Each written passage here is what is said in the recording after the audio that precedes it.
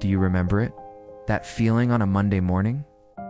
The alarm clock blares, a signal to start another week of work, of meetings, of deadlines. For decades, that sound was our compass, pointing us toward productivity and purpose. But what happens when the alarm stops? What happens when Monday morning feels just like Saturday morning, and the silence is, well, a little too loud? For many of us entering our second or even third act, this isn't just a hypothetical question. It's the quiet crisis of the post-career life. The calendar pages once filled with appointments now stretch out, vast and empty. We've spent a lifetime being a human doing, and suddenly we're asked to simply be. This transition can feel like losing a part of ourselves. That's where we need a new compass. Not one that points to a corner office or a paycheck, but one that points inward, toward a deeper sense of meaning. Today, we're going to talk about an ancient Japanese concept that serves as a beautiful and powerful guide for this journey: Ikigai. Ikigai is often translated as a reason for being or a reason to get up in the morning. It's not about finding one single, grand purpose, but about the joy found in the process of living a life of meaning. It's the intersection of four fundamental elements, often visualized as overlapping circles. Let's explore these circles, but let's adapt them for us, the modern elder. The first circle is, what do you love? Think about the things that make you lose track of time. It's not about what you should love or what looks impressive. It could be the quiet satisfaction of tending to your garden, the intellectual thrill of tracing your family tree, getting lost in a historical novel, or the simple joy of baking bread for your neighbors. It's that activity where the world fades away and you feel completely absorbed and present. It's the feeling of flow. For years, these passions might have been relegated to weekends or holidays. Now they have the space to take center stage. What did you love to do as a child before the world told you what you should be doing? That's often a powerful clue. The second circle is, what are you good at? This isn't just about the professional skills you listed on your resume for 30 years. Yes, you might be a brilliant negotiator or a master strategist, and those skills are valuable. But think broader. Are you a patient listener, an incredible storyteller? You have a knack for fixing things, for organizing chaos, for making people feel welcome in your home? These are your unique talents, honed over a lifetime of experience. They are the things people come to you for. This circle is about acknowledging the full spectrum of your capabilities, not just the ones that earned you a living. The third circle is a crucial one for our stage of life. What does the world need? In our careers, this was often defined for us by the market or our employer. Now we get to define it ourselves. The world doesn't have to mean solving global crises. Your world might be your neighborhood, your family, a local community group. The world might need your wisdom as a mentor to a young person starting their own business. It might need your compassion as a volunteer at the local animal shelter. It might need your steady hand to help manage the finances for a small nonprofit you care about. This is where we shift from career to contribution.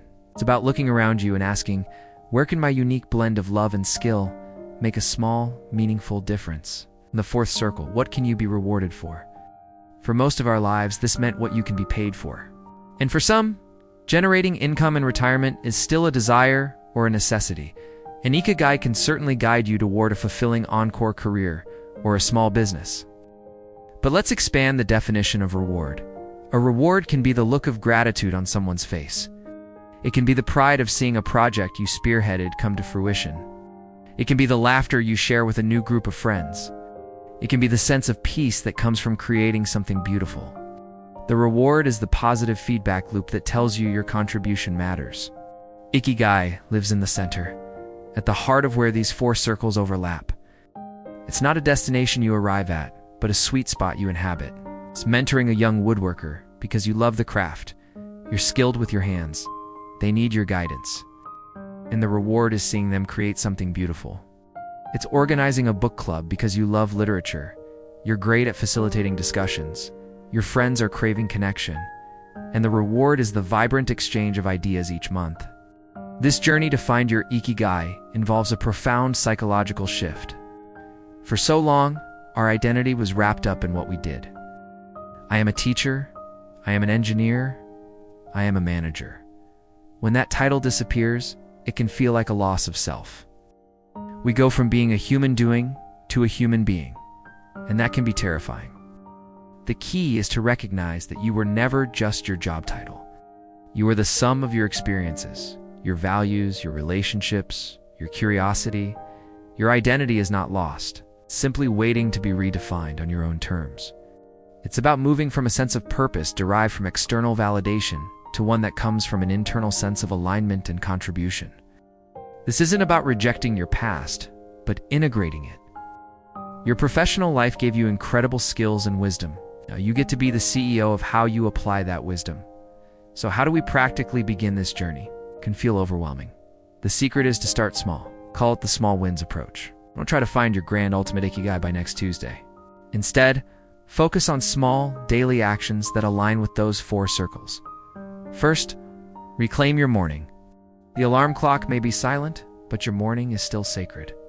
Create a new ritual. It doesn't have to be complicated. And maybe it's enjoying a cup of coffee on the porch without your phone. Maybe it's 10 minutes of stretching, journaling 3 things you're grateful for, or reading a single poem. This small act of intention sets the tone for a day lived on your terms, not by default. Second, cultivate curiosity over mastery. We spent our careers needing to be the expert. Now, give yourself permission to be a beginner again. Take that pottery class you've always thought about. Sign up for a course on Italian art history. Learn how to use that fancy camera that's been sitting in its box. The goal isn't to become a world-renowned potter or art critic.